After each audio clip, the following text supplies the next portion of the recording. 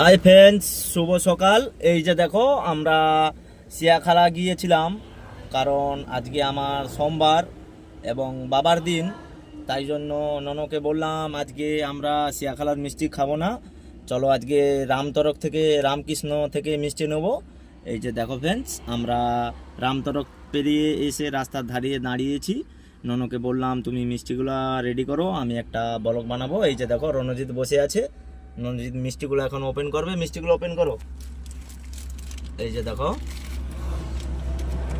কি কি মিষ্টি এনেছি, দেখো বন্ধুরা, তোমরা আশা করি দেখতে পাচ্ছ। তো ঢালো।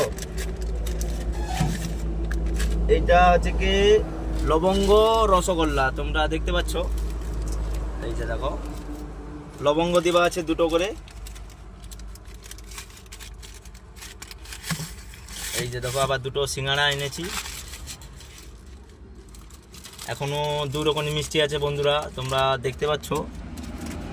হাই ফ্রেন্ডস, ভিডিওটা কেমন লেগেছে তোমরা আমাকে কমেন্ট করে জানিও, এবং আমার ভিডিওয়ে একটা লাইক দিও এবং চ্যানেলটা শেয়ার করে দিও। এই যে দেখো, রণজিৎ বসে আছে। রণজিৎ, তুমি একটা কিছু বলো। রণজিৎ বসে আছে। রণজিৎকে এখন খিদা পেয়ে গেছে, তাই জন্য রণজিৎ কিছু বলছে না। এই যে দেখো ফ্রেন্ডস, এই যে আমরা রামতরক থেকে মিষ্টি কিনেছি।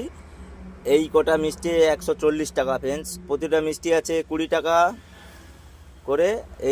এটাও এই নিমকি মিষ্টিটাও 20 টাকা, এবং ক্ষীরমালাইটাও 20 টাকা, এবং রসমালাইটাও 20 টাকা। সিঙ্গাড়াটা 10 টাকা পিস নিয়েছে, পনিরের সিঙ্গাড়া ফ্রেন্ডস। এই যে দেখো, আমরা এখন নাস্তা করব। এই যে রণজিৎ কিনে এনেছে। এই যে দেখো ফ্রেন্ডস, এই যে ক্ষীরের মিষ্টিটাও এনেছি। ক্ষীরের মিষ্টিটাও হেভি সুন্দর করেছে,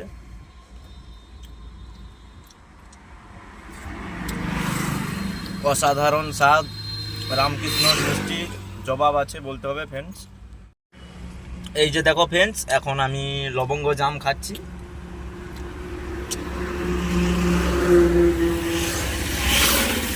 এই মিষ্টিটাও হেভি সুন্দর করেছে বন্ধুরা। এই যে রণজিৎ খাচ্ছে। রণজিৎ, তুমি একটা কিছু বলো, মিষ্টিটা কেমন লেগেছে? ভালো।